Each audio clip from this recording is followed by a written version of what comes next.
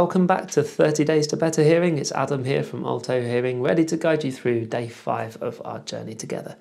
Today we're going to tackle a couple of minor issues that commonly arise with new hearing aids, such as feedback, and we'll also do a quick recap on inserting your hearing aids correctly, a crucial step to ensure you're getting the most out of them. So let's start with feedback.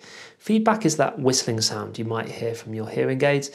It occurs when a sound that was meant to go into your ear leaks out and is picked up by the hearing aid's microphone again. There are really only two main causes for feedback, provided the hearing aids have been fitted correctly. Number one is poor insertion. So sometimes you'll see people wearing hearing aids and they're almost coming out of their ear. You need to make sure that the hearing aid is inserted properly. So if you have an ear mold or an in-the-ear hearing aid, this is easy as it's molded to the shape of your ear, but you do need to make sure it's properly in.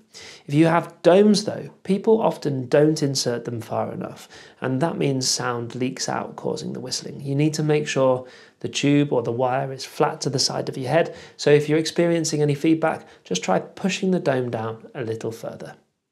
The other thing that causes feedback is earwax. Now, you only had your hearing aid fitted 5 days ago, so it's likely that if there was any wax in your ears, this would have been taken care of already. But if you do get any earwax in your ear, especially if there's a significant build-up, this can cause feedback as the sound hits the wax, reflects back off it and goes back into the hearing aid rather than being absorbed by the eardrum. Now, this is a fairly simple fix. You just need to book in for some earwax removal. Now, let's revisit inserting your hearing aids. This is a foundational skill that's important to get right.